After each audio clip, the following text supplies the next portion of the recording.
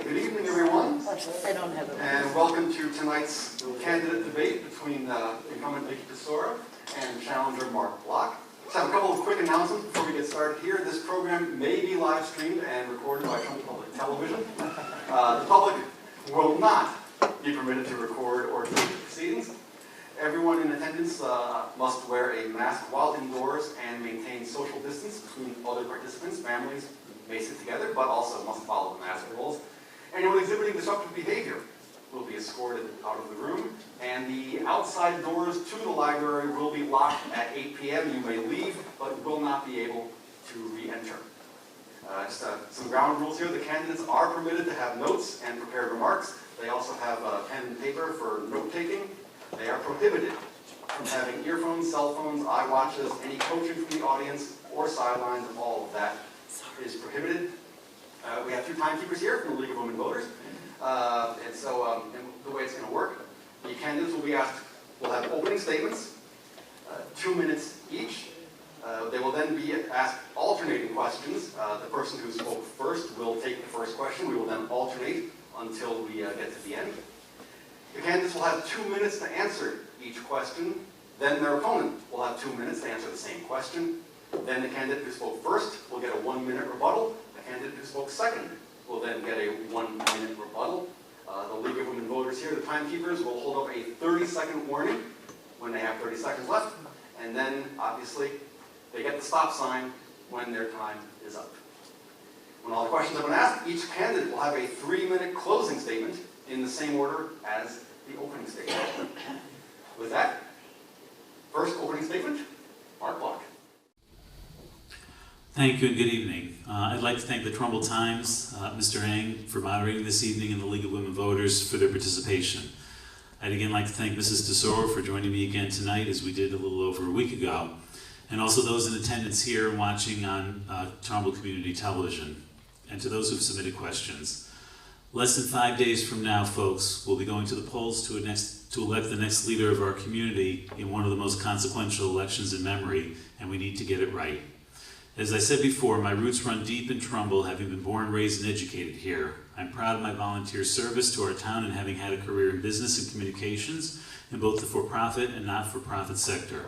I have a perspective, a passion, and a drive that will move Trumbull forward. I believe that we have an obligation to our children, our retirees, our elderly, and each other to build a healthier, more robust, and enhanced community of choice. Trumbull should be a community where those who live here do so because we provide the best in public education, the best recreation, the best balance of residential, commercial, and retail options. It should be a town in which we do more together to create a warm, welcoming community where neighbors are respectful of one another and the politics of division are replaced by the promises of a better tomorrow. I will govern where we demonstrate genuine leadership and transparency, and we will learn to listen more and talk less. We need a leader today who will answer openly and forthrightly on spending and tax increases, upticks in crime, conflicts in the community on digital development. All these things and more have a direct impact on the character of our community and the trust residents have in their government. It's not enough to say that we will continue to do what we've done. That's the status quo, friends. We need to do more so the status quo doesn't become a roadmap for going backwards. Thank you.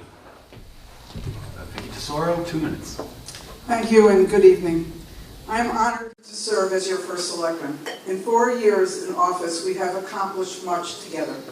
We kept taxes stable. If re-elected, we will continue to keep Trumbull affordable for all.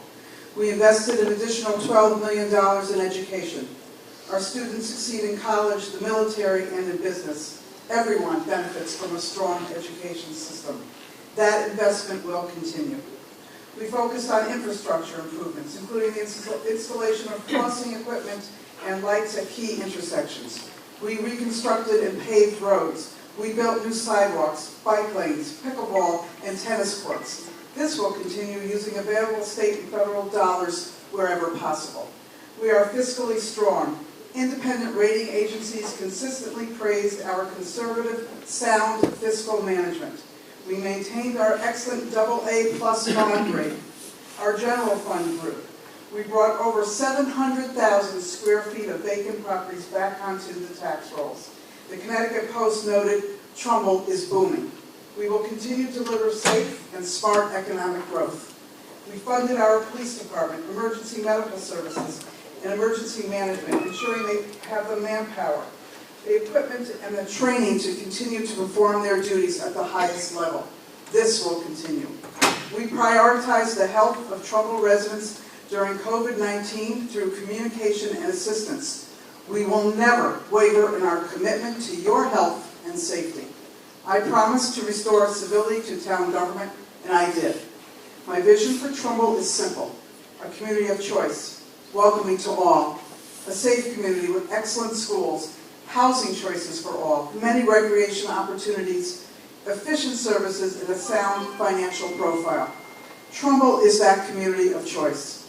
People and businesses who have many choices are doing their research, and they are choosing Trumbull. By continuing to work together, we can make this wonderful town even better. Thank you. Okay, first question. Mark Block. Is there an area of Trumbull that you believe needs to change the zoning or land use, and how would you give the taxpayers a say? 2 minutes. I don't know that I would necessarily say that we need to change, zoning. I think that there are areas in town where we need to utilize the zoning regulations that we already have, and we need to utilize them in better ways. Clearly, it's been no secret, and I've taken some critique for it, where my concern with Trumbull Center is that it is in worse shape today than it was 2 years ago, which was in worse shape than it was 4 years ago. And there's something that needs to be done with that. It's empty. That doesn't need to be rezoned. It needs to be rehabilitated, and that requires a conversation, as I've said before, with the owner of that property to do something with it. When it comes to the property of the mall, as I said before, that's an area that, again, requires sitting down with the owners of the property while we saw the basic strip of land, trees felled and deforested, in essence, to build more apartments. That's 7 acres, and I've said I am less interested in those 7 acres than I am in the 77 acres that Westfield's parent owns, and what's going to be done with it, and how that should be done. And we need to be part of that conversation. We need to be a big part of the conversation. It's not something that we should say, we're talking to them. We should be telling the community what we're talking to them about. I don't believe that by keeping our mouths quiet, by not letting our residents know what's going on, that actually benefits Trumbull. Now, there will be those who say, well, we can't talk about those things, while they're being discussed. That's confidential. I believe that we can have a level of transparency where the community will feel comfortable that what's being done in places like Trumbull Center and the Trumbull Mall will be effective for the community. Thank you. Vicky Tesoro, 2 minutes. Thank you. So I'm sure Mark is familiar with the Plan of Conservation and Development. It's a roadmap for our town that was created in 2014, or updated, I should say. So in that Plan of Conservation and Development, in fact, Trumbull Center is one area that was mentioned that there should most likely be a zone change. Right now, that's a BC zone, it's a business commercial zone. And in order really for that area to be developed properly, the zone should be changed to a mixed-use development. That's what I would recommend. In fact, I've been recommending that since 2015. That will, help the landlord come forward, as he has said he's going to, with an application to develop that area. Again, you need the investment from the private sector, that's the landlord, to do that. You need support from the town. You need cooperation from the state because it's on a state road. And again, I know when my opponent keeps saying that nothing's been done in Trumbull Center, I actually beg to differ with you. And I'm just going to quickly make some comments so everyone knows, remind you what's been done in Trumbull Center over the last 4 years. The Paquonic River Trail connection was recently completed through Trumbull Center. I initiated a monthly Trumbull Center team meeting comprised of key staff and engineering consultants working with us in the area. The team is overseeing the Trumbull Center corridor study, which is going to facilitate discussions with DOT on short-term and long-term improvements. I initiated this in order to position the area for transformation. And as we transform this area to a destination, the business environment will become more desirable for location. My team and I are in regular discussions with MetroCog and DOT to apprise them on problems. As far as the business expansion in the area, William Ravis Realty. Thank you. Am I done already? You're done. I think I have another minute. Go ahead. That's Mark Block, 1 minute. Thank you. Look, the fact of the matter, folks, is number one, the Quantic River Trail was approved prior to Mrs. DeSoro taking office 4 years ago. As far as change for planning and zoning for a mixed use, well, I guess we're waiting for it. 2 years ago, 4 years ago, we're here today. I don't know what it takes so long to do that for. If it's in the planning and zoning, planning and conservation development, then it's something that ought to be done. It's not something that we shouldn't be here talking tonight about things that should have been done already, and that's what's been part of my frustration. We should be moving forward. We shouldn't be talking about what could have been or should have been or had have been done, over the last 2 or 4 years. So it's time for a change. Vicky Tesoro. So, I guess you really don't understand government process. It's not the town that changes the zone. The applicant has to come in to change it.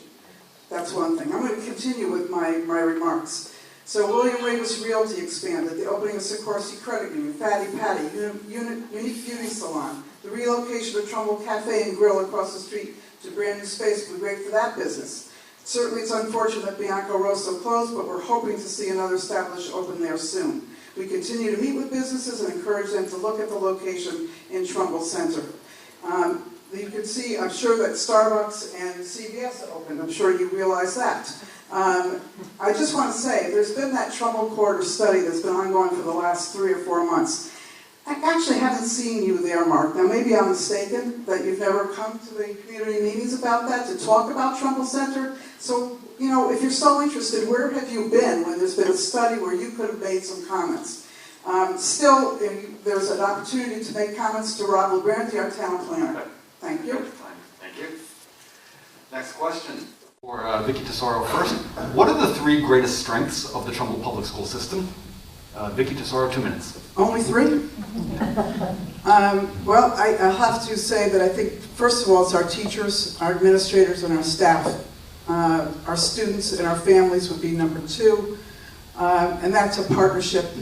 Being a PTA member, a lifelong PTA member, that partnership between teachers and parents and students is essential to make a system really strong.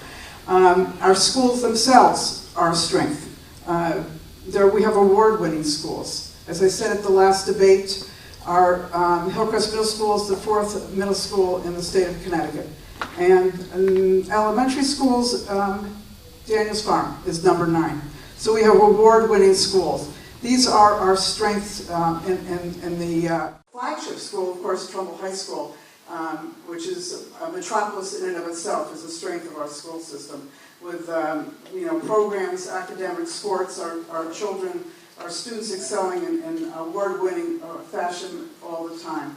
I just want to also mention that we I believe, are going to make our schools stronger when we change the Board of Education to be an 8-member board, with no more than 4 from each party, and all points of view being able to be expressed. Also, with that charter change that was overwhelmingly approved by the voters last year, we actually have 8 people running on the Board of Education for the Democrats. We have given them a choice this year. The Republicans decided not to give you a choice. They picked their 4 candidates, and those are the 4 candidates that will be on the Board of Education. So we believe that elections are actually about choice, and giving the people a choice who to elect, not the party. Thank you. Mark Block, 2 minutes. Thank you. Certainly, first, the history of our outstanding school excellence is number 1. Our staff, both teachers, support staff, certainly right up there, and of course our outstanding students who, are in school and are doing the work and are becoming successful, whether they go on to college or careers or whatever the next road that they travel down takes them. we have an exceptional school system. It's what makes Trumbull, so desirable to so many. And I think that it's, outstanding that we're able to do that. Unfortunately, we have had students who have left school, who've gone to private schools because of some of the things that have been going on in our schools. But we have to give the credit to the parents and to our educators for the job that we're doing. It's just it's outstanding. I hesitate to go down the road tonight that it appears that Mrs. Tesoro has decided that she wants to go down, and that is criticizing after criticizing after criticizing. I'm not going to do that. I don't do it.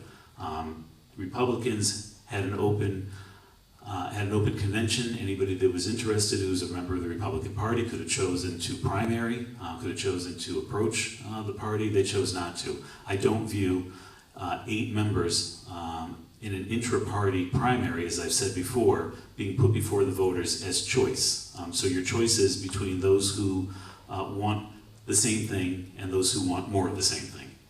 That's not choice, and it shouldn't be masqueraded as choice either.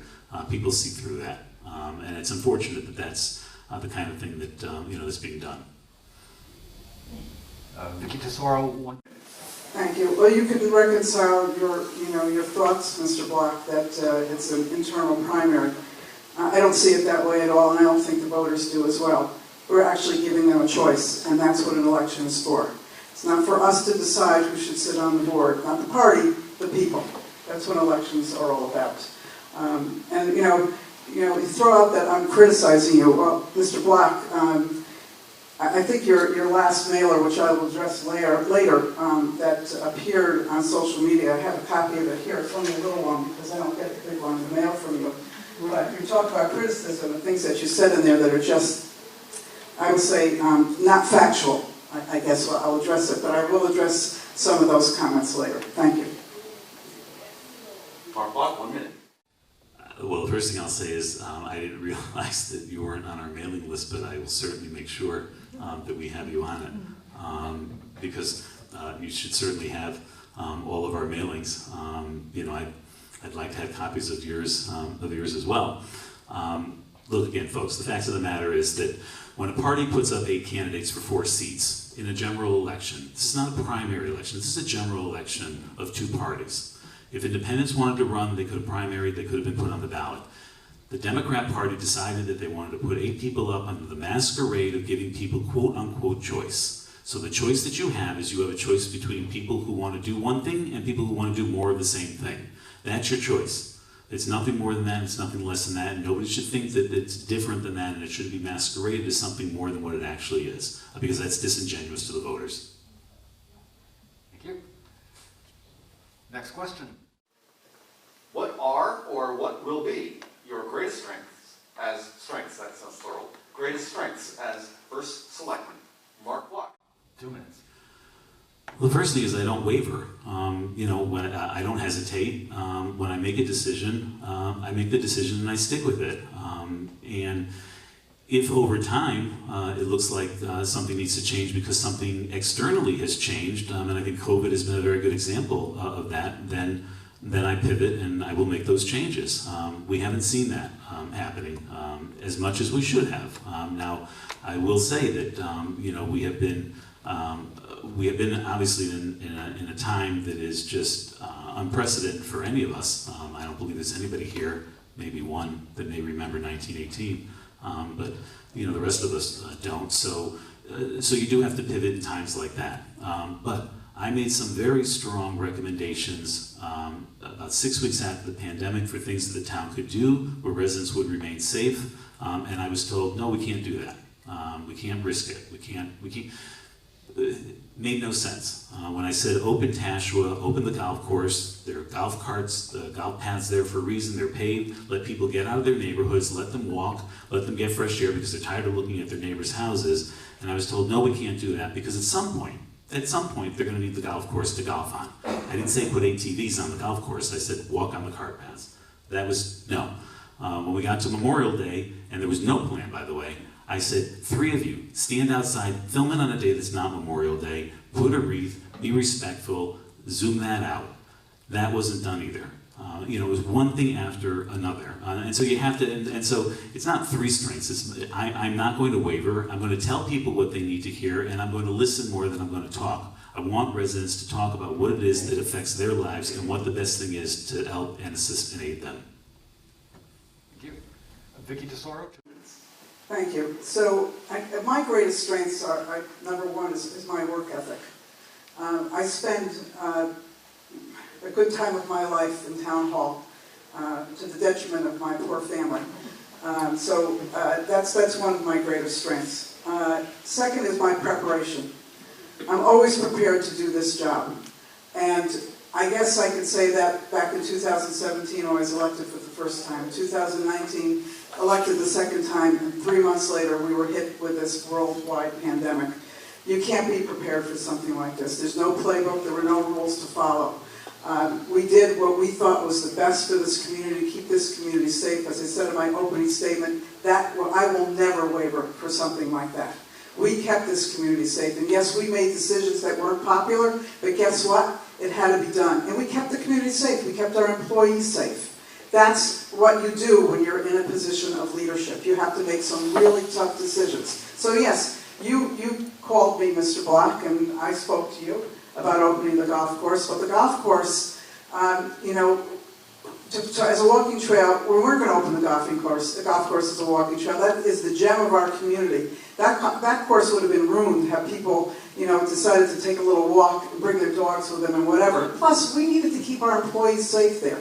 We didn't know how this virus was you know, passed at the beginning. So we needed to make sure that we had proper PPE, proper equipment, make sure that equipment was clean. The golf course was closed for only about 6 weeks. And it was it was in March to the beginning of April. It was cold out there. So, and people could just walk on their blocks and in their neighborhoods. You know what the difference between you and me, Mr. Block, is that you talk, I work.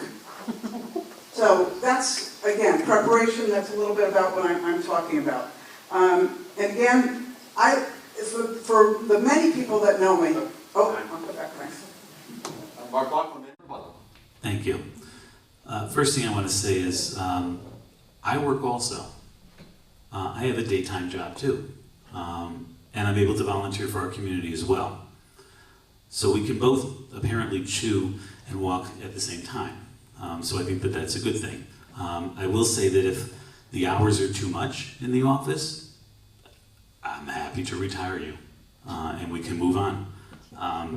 You know, I don't know what to say, folks. I mean, you know, the bottom line is that, you know, the job is tough. No one ever said if it was easy, everybody would want to do it. It's not supposed to be easy. It's supposed to be a lot of work. I'm curious as to why every community surrounding Trumbull was able to be further ahead of this town by 4 to 6 weeks in opening their town halls and opening their public buildings and getting back to work and doing what they needed to do. And yet time after time after time, we saw hesitancy. And I don't really want to hear that it's for the safety of our staff or residents, because everybody believes that we must maintain that safety. Thank you. Thank you, Mark. I don't believe sorry.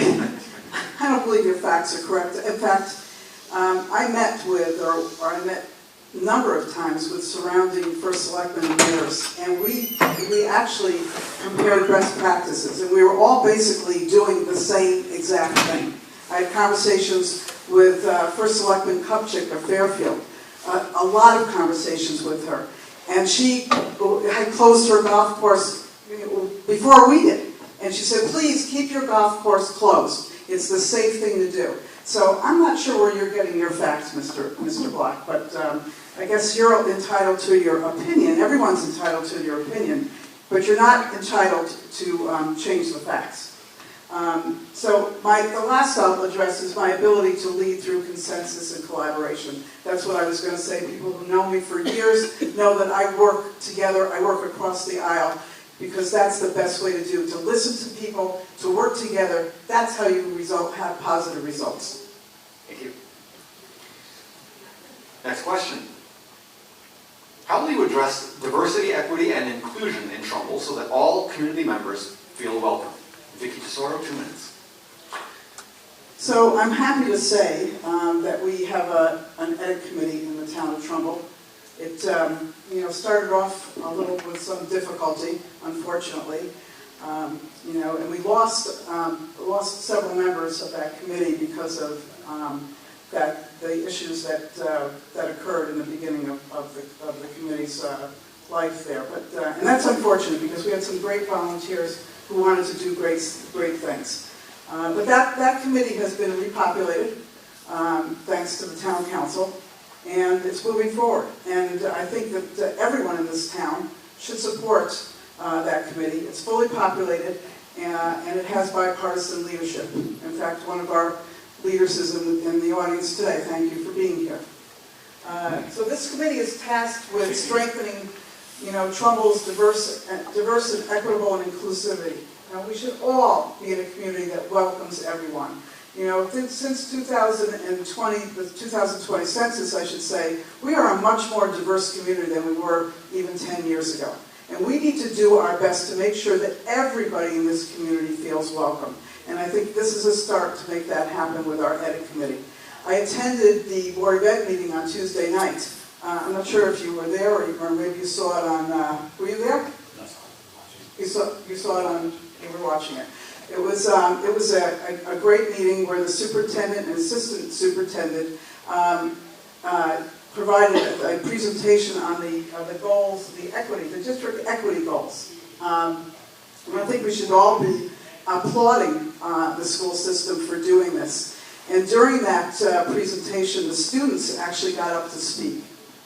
And I believe our Board of Ed members who are here tonight will agree with me how impressive these students are, both at the high school level and at the middle school level. They were incredible. Mark? Yeah, I have to agree with Mrs. DeSoro. The students, were poised. They were well spoken. They were really, they really are a credit to Trumbull, to our town. When it comes to the Equity, Diversity, Inclusion Task Force, when Mrs. DeSoro says some difficulty starting it. Difficulty, folks, is taking Rubik's Cube and trying to put that together in the right order. Putting together an EDIT task force should not be difficult at all, by any stretch of the imagination. The administration bungled it once, didn't do anything about it. Mrs. DeSoro was silent about it. When that didn't work, they bungled it a second time. When resolutions were brought to the town council. When that wasn't enough, they bungled it a third time by interviewing quote-unquote residents to serve on that task force. Now, I'm the one that came out and said, seat them all. I don't care if they're Democrats, I don't care if they're independent, Republican, I don't care if they have any affiliation at all. There were 18 people who were interested in serving, 18 should have been seated, 18 should be meeting today, and they'll decide among themselves what they feel is best to move this community forward. Why the town council, with the support of the administration, would take what arguably could be one of the most important task force in town and treat it no differently than any other committee is beyond me. It goes beyond that. It is something that needs a lot of attention. It requires it, and we are not, and we all agree. I mean, we all understand we are not the town that we were 10 years ago, 20 years ago, 30 years ago. And we have an obligation to hear, to listen, and to be available, and we need to be nimble. And that's what this administration, as I've said, has not been able to do. So I'm not going to bungle it.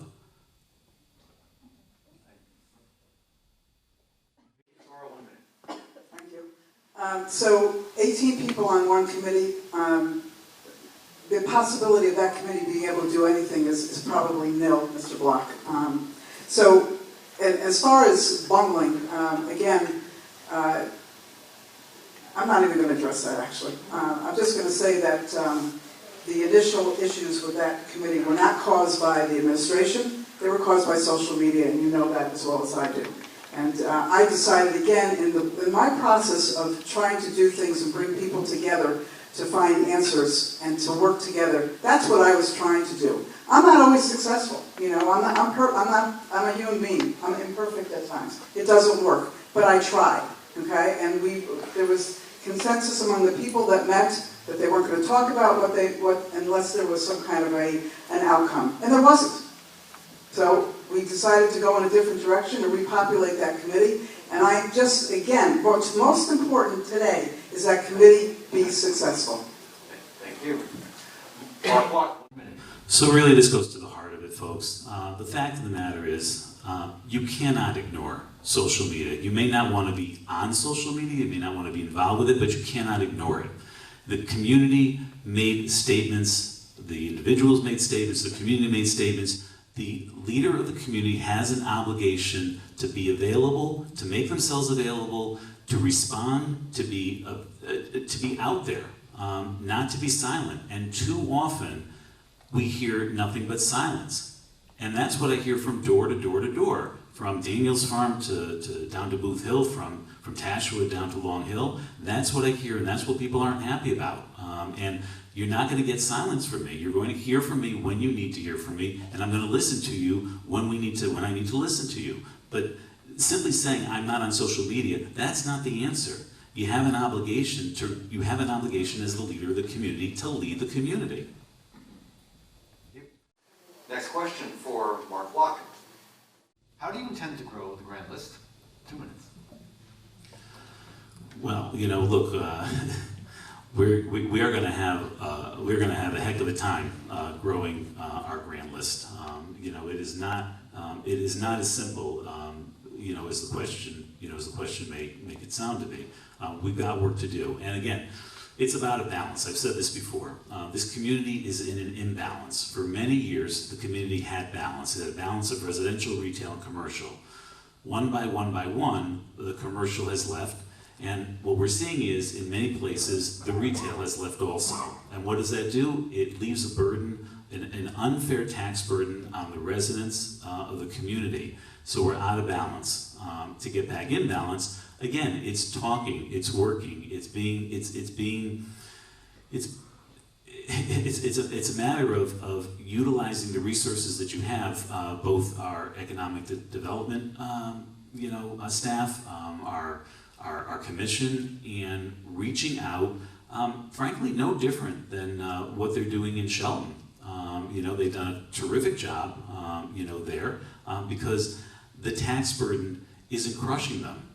I've talked to 3 different developers who very much develop in Fairfield, in Shelton, in Westport, who will literally not touch Trumbull because the zoning regulations make it too difficult for them, because the taxes are too high for them, because it's not worth it. Literally, they say that.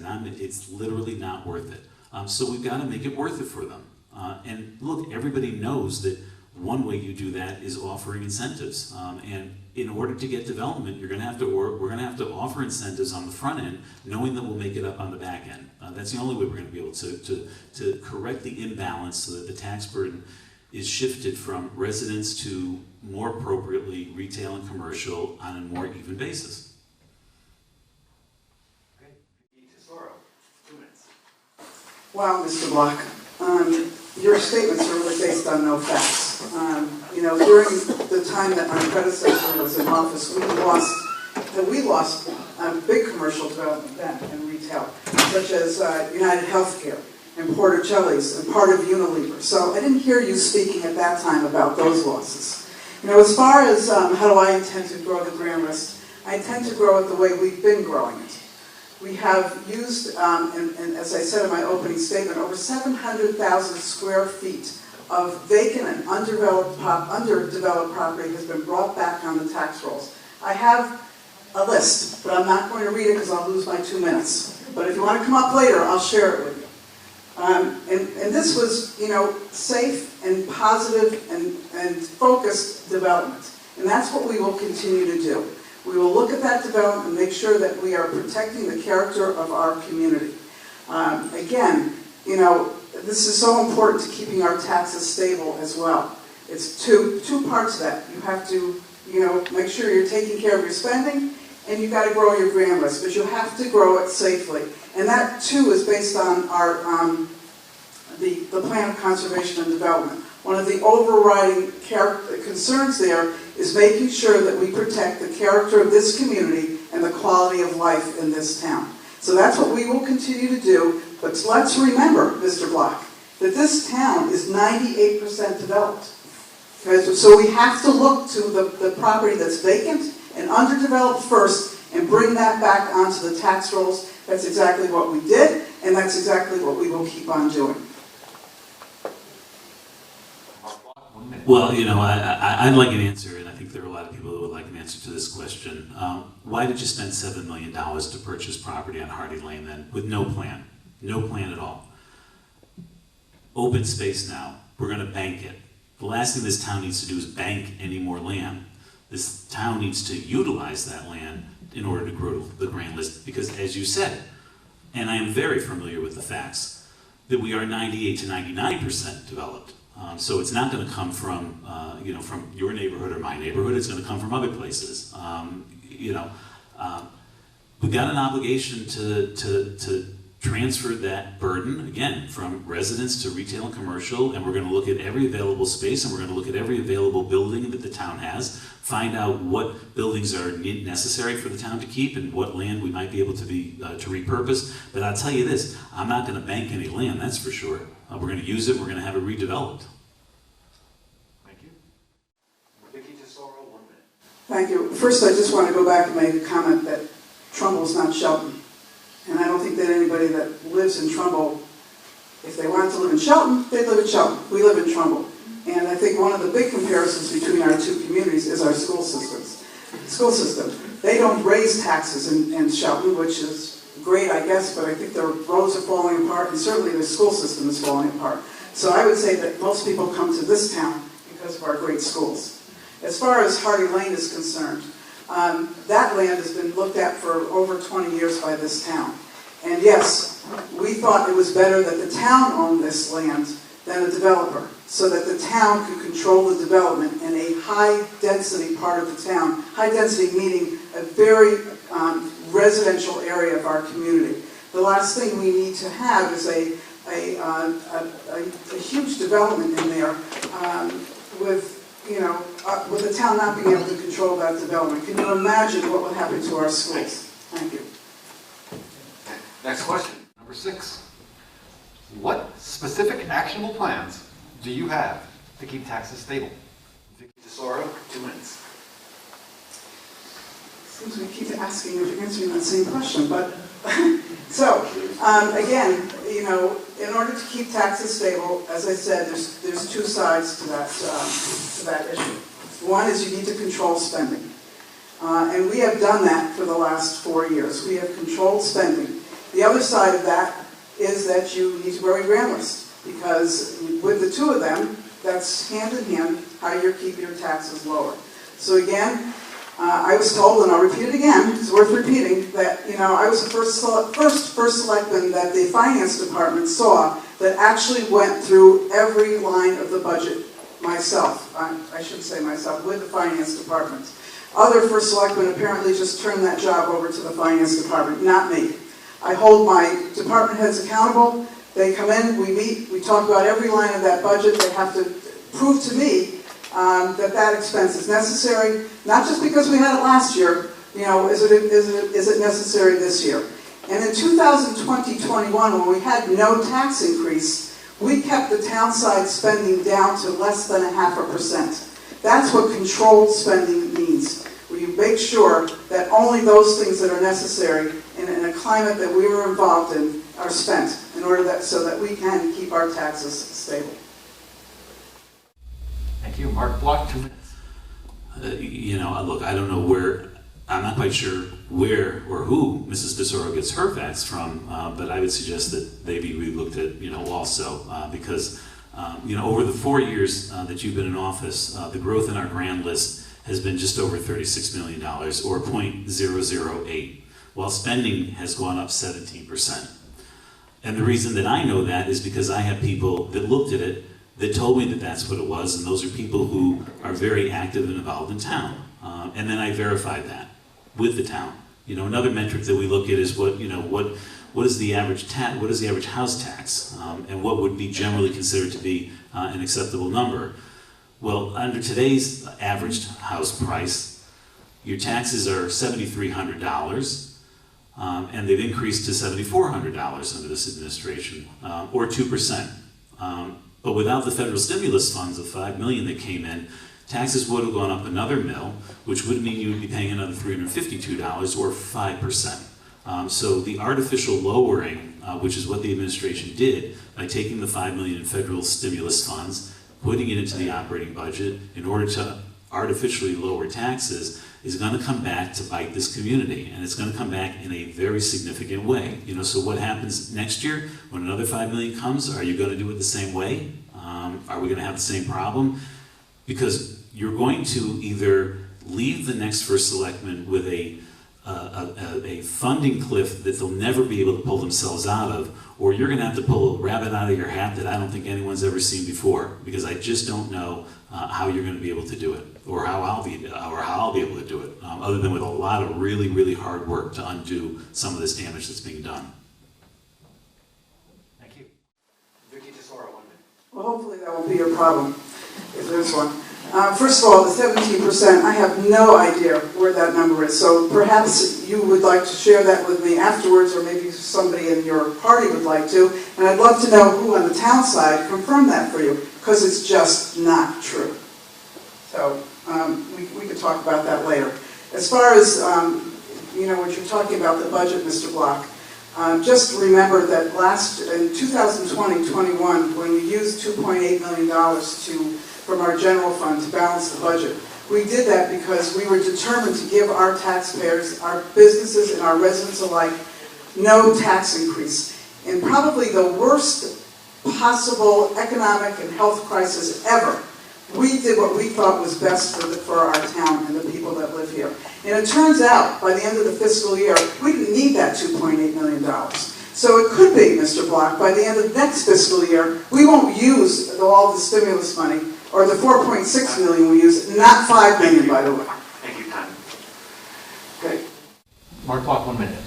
You know, I think one of the problems that we have here is that these are all done in vacuums. The community isn't aware of it. $5 million in federal stimulus funds. Every community that surrounds Trumbull asked their residents in town forums what they wanted to do with that money. You didn't ask anybody. I'd like to know why you didn't ask anybody, because there might have been some ideas that folks came up with that they'd like to use that money for, and maybe they would have been willing to pay another % in taxes if they had to, but you didn't ask. So I ask, are you going to ask for the next $5 million? Because there isn't another $5 million coming after that. $10 million, and that's all there is. You know, it's not sustainable. 17% increase in spending, 6% increase in taxes over 4 years. We can't sustain it, folks. You just can't sustain it for another 2 years. This community will be left in a position where whoever is the first selectman, frankly, whether it's Mrs. Tesoro or myself, is going to be spending apparently a hell of a lot more hours in that office than already is being spent. Thank you. Next question for Mark Block. What do you intend to do about the Hillcrest pool if elected? 2 minutes. Look, folks, my opinion on the Hillcrest pool has been very clear for a number of years now. When the council asked me to chair an aquatics study committee, that committee, which was bipartisan, came up with a plan which was unanimously approved in a bipartisan fashion, and that was that if there was not going to be a community center that would have a recreational pool as part of it, then the Hillcrest pool would be the pool for the community, and that pool would in essence be would be completely rehabbed. Pricing was done on that at the time in 2017. The price tag was about $3.5 to $3.7 million. With inflation, that's gone up now. That plan sat on the first selectman's shelf, didn't want to look at it, didn't give it any consideration, created another committee for whatever reason to look at the same thing that had just been done for months before that, to come up obviously with a different answer. And there wasn't really any need for a committee. If you wanted a different answer, you ought to just decided what it was that you wanted. You know, I was very clear about what I would want, and I've been very clear in this campaign about what I would do. And that is to completely rehab that pool so it is a 21st century pool that can be used by our students and our residents, both for competition swim and for recreational swim by our residents. We do not need a $13 to $18 million aquatic center. We do not need a Taj Mahal swimming structure in this community. We can't afford it. Somebody's going to have to pay for it, folks. and on top of another center that there's a building committee for, we would be looking at bonding close to $40 million on top of the tens of millions of dollars that are bonded annually now. If you want to see your taxes increase, you go ahead because and approve those kinds of things, and you will see taxes like you have never seen before. Thank you. Vicky Tesoro, 2 minutes. Again, I'm just, I guess, dumbfounded as to where you're coming up with these numbers, when neither of these projects have been fully vetted, no costs have been shared with the community, except in the meetings as estimates. So, and nowhere near the numbers that you're quoting, by the way.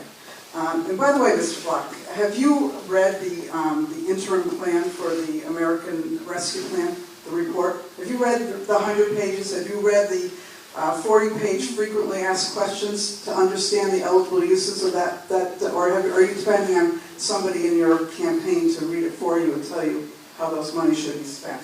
As far as the Hillcrest pool is concerned, we shouldn't be talking about the Hillcrest pool at all, because we all know that the pool should have been built 10 years ago during the Trumbull High School renovation. But your party pulled that pool from that project. That was fully funded and we're actually going to receive some monies back from the state in reimbursement. But, funny you never mentioned that. So, nevertheless, prior to COVID, the Aquatic Committee was well on their way to completing their job and presenting a plan for the new pool. And I will ask that committee to finish their job so that we can understand if that's something that's tenable for this town. In the meantime, we are looking into a study. There's an ongoing study or an investigation, perhaps I should call it. I don't want to call it a study, to see if we can keep the Hillcrest pool operating and looking at the cost effectiveness of doing that. Let's talk about you rehabbing the Hillcrest pool, because there's members of the Board of Education here. Perhaps if you had attended all of the pool committee meetings, you'd know all the facts. First of all, the Board of Ed will not approve a renovated pool on their school property. That was said at a meeting. Were you at that meeting? Maybe you missed that one. Okay? So you're going to rehab a 50-year-old pool in a school building. Security reasons, the Board of Ed doesn't agree. Thank you. Mark Block, 1 minute. Once again, when Mrs. Tesoro gets going, boy, she gets going. I'm just going to echo former President Reagan and say, Mrs. Tesoro, there you go again. How do I know what it's going to cost? Because I sat on the committee and I sit on the committee. So I know exactly how much it will cost. Because I researched 12 communities that have community pools and what they cost. And if you want to spend $13 to $18 million for the Taj Mahal of aquatic centers, then this is the place to do it. We can't afford it. That's how I know. And this constant, have you been at meetings, have you been at meetings? The meetings that I've been to, where you've been, I see a lot more watching and a lot less talking. The meetings that I plan on attending as first selectman, you'll be seeing me talking to residents. You'll be seeing me talking to boards and commissions. You won't be sitting there typing on my phone, texting whoever it is I'm texting. I'm amazed that this is where you're going with this. Vicky Tesoro, 1 minute. So, Mr. Block, remember, it is not me who will decide whether the pool will be built. It is not me who will decide that the senior center will be built, and it's not you either. It's the people. Remember, both of these projects have to go to a referendum for the people to decide. If they think it's too much money, it won't be built. But we should let them have a say in this. You've been talking about that all night, but let the people have a say. Well, it has to go to a referendum. That's who will decide. And when it comes to the funding of these projects, as I said in my opening statement, we will look to state and federal grant funds first before we do anything. That's what we've done since I've been in office with my Economic and Community Development Director, and we will continue to do that, to look to grant funding first to help our taxpayers. But no matter what, the taxpayers have to decide if they want these projects. Thank you. Time. Next question. Number 8. If elected, what will you do to support our seniors? Vicky Tesoro. 2 minutes. Thank you. So, over the last 4 years, I've had lots of conversations with our seniors, whether it's at the door campaigning, whether it's people coming to see me in the office. So, yeah, seniors, and it's always the #1 issue, whether it's seniors or just the people in the community. They want their taxes kept low because they want to be able to remain in Trumbull. So again, I think we've been very effective in doing that over the last 4 years. Our taxes are lower than they were in the previous administration. And we will, as I said, continue to do that. We have excellent tax relief, senior tax relief for our seniors, one of the best programs in the state of Connecticut, both a credit program and a deferral program. We have a great senior center director. I think all of us will agree with that. And she runs some wonderful programs at the senior center. We have a committee on aging, which was the former senior commission. We put that committee into our charter so that it would be there and not be able to be done away with by any particular first selectman or town council. So we have different housing options for our seniors. That's another thing that our seniors are concerned with, of course, because they would like to stay here in Trumbull and age in place. So we're doing more to have more of those options. We have apartments, we have condos, we have assisted living, we have a memory care facility. We need to do more, and we have more coming with 48 Monroe Turnpike. Unfortunately, that site plan, not unfortunately, fortunately, the site plan was approved last month by Planning and Zoning, which is a great thing because that will add many units of living space for our seniors, but unfortunately, it's being appealed again. Thank you. Mark Block.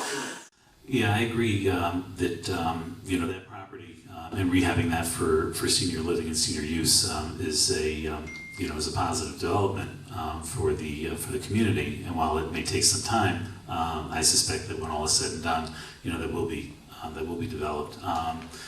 Look, seniors need places to go. So our community needs to be walkable. It needs to have livability. Many seniors, active seniors, are looking for the same thing that younger folks are looking for, and Trumbull doesn't offer as much of it.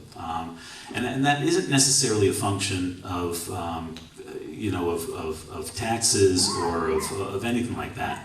It's the kind of community that we are, and we are not a community that has a beach. We are not a community that has a train station. So we're always going to be limited in what we can do. But certainly, one of the things that I think that's critically important is to have an intergenerational center where our seniors can be, where our young folks can be, where there are activities going on, where there's things to do. You don't do that, folks, in a 120-year-old building that was an old school on the farthest reaches in town. We can do better by our folks for that. And yes, absolutely, the continuation of the senior tax credits that are offered, whatever we can do to allow people to remain and age in place. And my mom, who's here tonight, is doing that, but you have to be able to afford to age in place, to be able to stay in this community. It becomes a very expensive community when you don't have kids in school anymore, when you don't have a regular income coming in, when you're living on a fixed income. So we have to make it as easy for folks to be able to stay in their homes, as we possibly can, while we continue to offer all of the other types of residential living that we should, but at a point where it becomes realistic for them. Thank you. Tesoro, 1 minute. So I guess we're basically both saying the same thing, but we do have to keep our taxes stable for everyone, including our seniors. So I think we agree on that, and we agree on a center that needs to be built for our seniors as well. I guess what we don't really hear from Mr. Block is how he's going to pay for it. He keeps going after me, but how would you pay for it, Mr. Block? That's the question. I told you that we would look for state and federal grant money to help us pay for it. And there's a lot of grants that are going to be coming out, and we are trying to we actually have built capacity through MetroCog to help us look through all of these possible grants that we're going to be able to use for a lot of infrastructure improvements in our town. So I'm very excited to be able to talk about that. after this election is over, where we're going to help the town be able to gain more access to these grant funds to build our infrastructure, both in the schools and in the town. Thank you. Mark Block. 1 minute. Yeah, I mean, look, Mrs. DeSoro's fallen back on this idea of grants, federal or state. I don't know what these grants are. I don't know where they're coming from. Never heard of them before. I'm not so sure that there are any that are out there. I've never heard of any today that anybody would give you a grant to build a new pool. That's for sure. I can tell you the first thing I'm going to do is I'm going to sell that Hardy Lane property, that $7 million that you decided to spend without asking anybody whether they wanted to purchase more land for the town. So we're going to sell that. We're not going to overextend the operating the rainy day fund to the tune that it is now, 14 or 15%, when no rating agency requests that or is necessarily looking for that.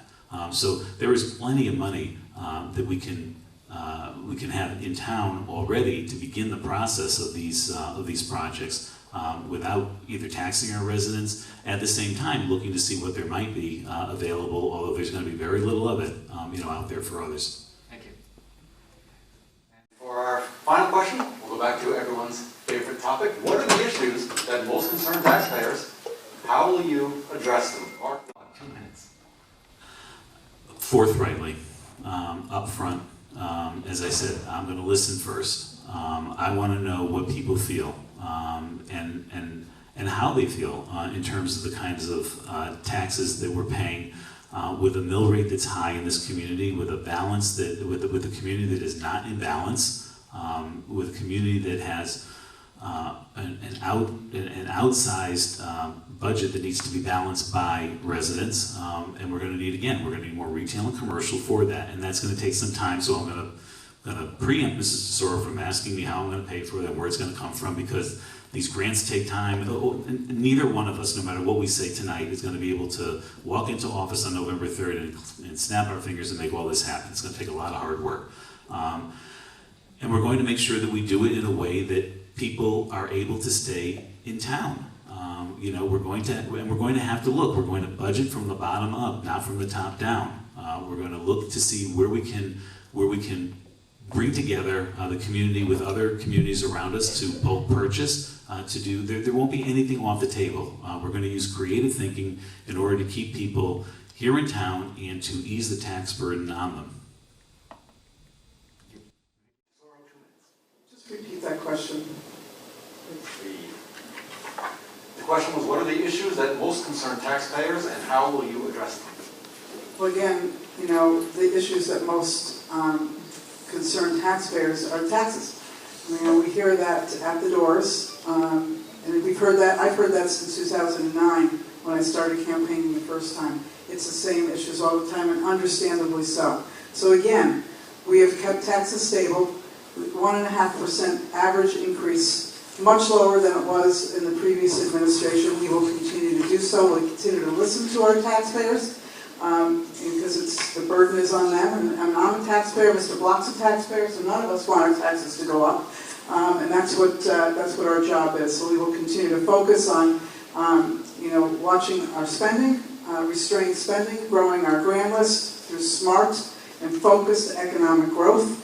And of course, my door is always open. And I don't complain a minute that I'm here working. That's my job, and I love it. I love the people I work for. I love the people for this community, and I would, ask that they give me their vote so we continue to make this community the great community that it is. I'm not ready. I lost my calendar. That's right. Mark, 1 minute. Yeah, look, I think it's what I've said is that we need to grow our grand list in order to ease the tax burden on our residents. And the first place that we need to do that is in Trumbull Town Center, which has become a wasteland. We need to do that by finding out from the parent company of Westfield what they intend to do with 70 additional acres, not the 7 acres that they've done. We will never ease the burden on taxes on residents by overbuilding apartments. They're not condominiums, they're apartments, and by their very nature, they're transitory.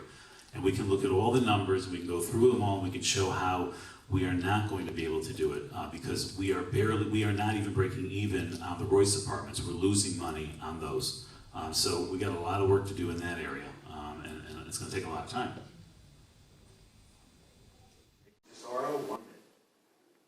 I'm just confused that that answer is how we're losing money on the Royce apartments. I don't understand that. How's the town losing money on the Royce apartments? But you don't have to answer that question. Again, you know, as I said, we hear at the doors, we understand what people's issues are. You know, living in the last 18 months that we all lived through this global crisis, we understand that people need help. And and I believe my administration has done that over the last 18 months. We will continue to do it for the next 2 years when we are re-elected. Thank you. Okay, it is time for our final statements. Each candidate will have 3 minutes. Speaking first, Mark Block. Thank you again to the Trumbull Times, to Mr. Eng, to the League of Women Voters, and to everyone who joined Mrs. Tesoro, and thank you as well, Mrs. Tesoro, for being here tonight. As I said when the night began, less than 5 days. Less than 5 days until we go to the polls to elect the next leader of our community in one of the most consequential elections in memory, and we need to get it right. Mrs. Tesoro repeatedly talks about her campaign being based upon facts. The problem is her record doesn't match her rhetoric. In her runs for office, she's often stated that residents should have input into any infrastructure or other town plans. Yet she spent nearly $7 million for property on Hardy Lane just down the street from here with no plan, no community conversation, and no discussion since. In 2015, she said people are tired of doling out money. This was in August of 2015. We need to get control of our spending to stop that. Well, 17% in increased spending over the last 4 years doesn't match that rhetoric. She said it would be the funds that have come in from the stimulus. She said, honestly, I don't know what she's been saying, other than that was to avoid increasing taxes last year or this year, and has yet to answer what will happen with the $5 million in federal stimulus funds that come to this community next year. I will tell you, I intend to be out in every district regularly. We'll be holding community forums. We'll be talking to residents on issues of importance. It's not going to be just in years where there's an election, but we're going to be out there all the time. Now, we might not always agree, and we may not agree on many things, but I will eagerly listen, and I will never take those who do support what we decide to do for granted, because we are one community, and I pledge that I'm going to build us and make us a stronger, better community than we are today. I look forward to doing that. I ask and humbly for your vote on Tuesday, November 2nd. I look forward to representing this community, to serving this community, and to spending as many hours in that office as required to put this community on track that it needs to be in order to meet the challenges that we have in front of us. And I thank you. And finally, Vicki Tesoro, 3 minutes. Thank you. Thanks to all for making this forum possible, and thanks to Mr. Block. A successful first selectman possesses many personal attributes. 2 of them are preparation and truthfulness. Before being elected, I was on the Board of Finance and served 2 terms on the Town Council. For 2 decades as a PTA leader, I spoke at many meetings on topics of interest to the community. As first selectman, I have attended hundreds of meetings, testified in Hartford, and built relationships at the national, state, and local level. I honor everyone willing to step forward and serve our community. But with all due respect to my opponent, his preparation for the position of first selectman pales in comparison to mine. As a member of the Aquatics Committee, my opponent often missed meetings. As a member of the Town Council, he voted the party line. As a candidate, he rarely attends town meetings. He lacks understanding of government basics. For example, he complains that our general fund, the town bank account, increased. He does not understand that the rating agencies look at the general fund as a key indicator of the financial health of the community. Lower the amount in the general fund and our bond rating will drop and costs will go up. I have the experience and proven track record and the relationships to continue to be successful. My opponent does not. With the challenges ahead, both known and unknown, this is no time for on-the-job training. Truth matters. You have to be truthful with your constituents. You cannot lead by misleading.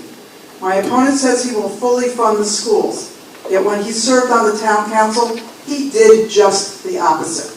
Also, he has on his ticket an individual running for the Board of Finance who said he will vote for no increase in spending and who is part of a political movement that believes in the abolition of public education.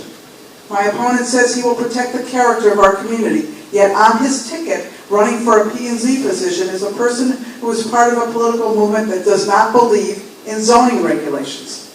My opponent says he will break down the barriers of partisanship and ensure civility. Yet on his ticket is a person who recently said that all Democrats are clowns. Just recently, my opponent called Democratic members of the council rubber stampers. His words and his actions do not match. You can't lead by misleading. The truth matters. Facts matter. I humbly ask for your vote because my administration was tested like no other in our lifetime, and we delivered. I have shown that I am fiscally conservative and can keep taxes stable, that I can balance the needs of our community with civility and compassion, that I can create a climate attractive to businesses and residents alike, that I will continue to invest in education, public safety, senior services, and infrastructure while keeping taxes stable. We have earned your trust. My opponent talks about moving forward. He has no plan. The reality is he will drag us backward. I will continue to move our town forward thoughtfully with respect for all. I humbly ask for your vote for me and my team on November 2nd. Thank you.